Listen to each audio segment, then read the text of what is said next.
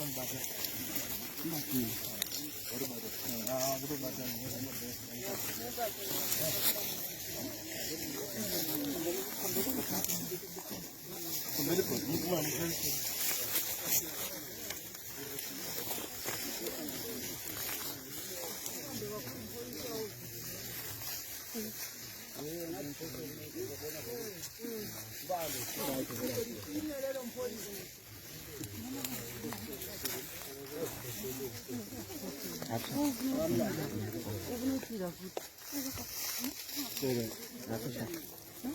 wonder what I'm doing 200 meters.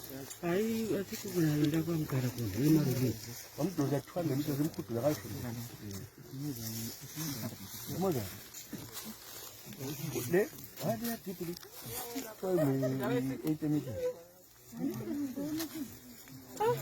What was ever support for what I was doing?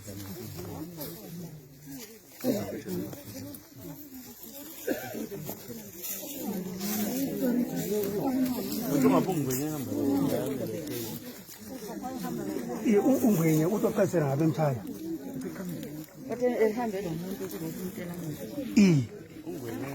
Ungwenye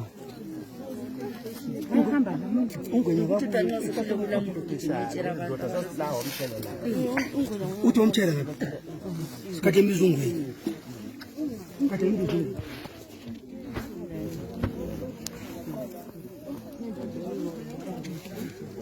awafana uyimbuko wena ukuthi yathi umuntu umshiye godini yabona ande wabuya wamfaza yanti wafika wamfaza ande engabuya mfaza engabuya mfaza Rera kanga wakwantu isituda ukuthi uma ngizonganyi uma ngizobe ngimthanda ubazanteka ngangi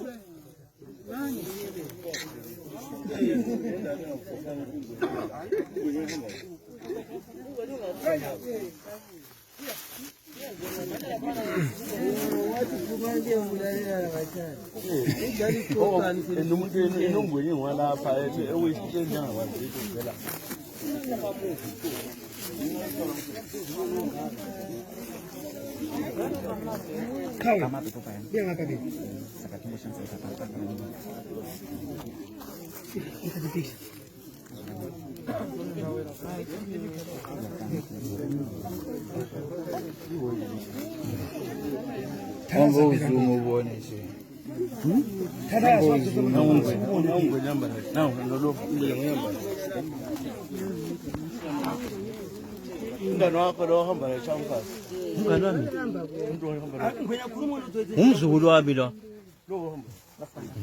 umzukulu wami phezulu what yona phela mzina into yenza phela mzina ukuthi ukuthi imzina wami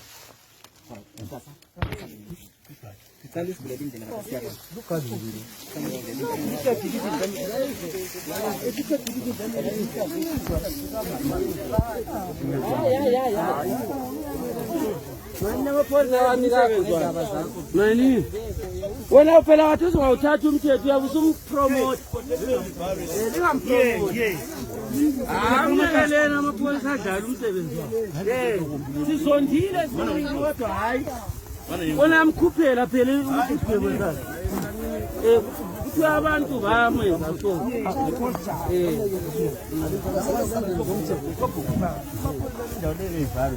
Kumele umuntu phakathi angegcikela igodi akwenza ilima sizafaka amahlahla amahlahla azaphuma amahlahla lenhlabathi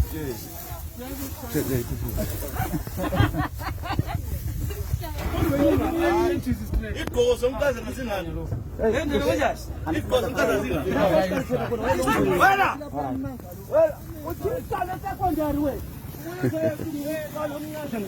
Hi, it's all right, madoda salani bomama.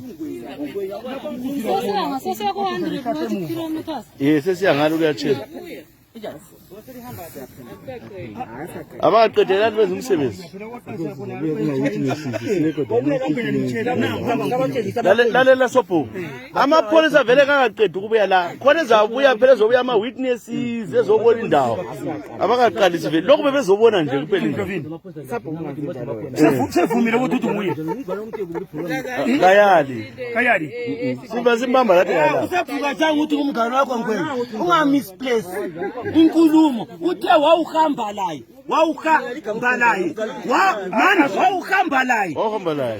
laye ungaphikisi ukuthi wawuhamba laye wahamba wanatha la inkengo ungaphikisi wayehamba laye ye but manje kathi indaba i-statement wayehamba laye wamesaba but ayikhona ukuthi nana ayikhona ukuthi kodwa vele even emesaba asambeni kuza amaphosa abuya don't worry asambeni ekhaya asambeni manje ngiyacela asambeni hayi babuya asambeni ekhaya lizaphambanisa yonke investigation hambani ekhaya asambeni okay hayi amaphosa vele ngakunike transport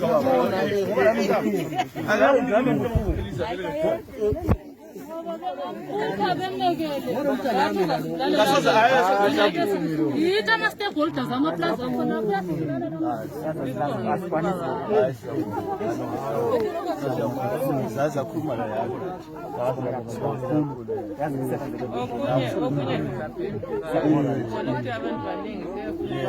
siyefuna nolaka no selenze kuhle liselibone siyabonga kakhulu lakusasa ngizambonga kakhulu alright asambeni ekhaya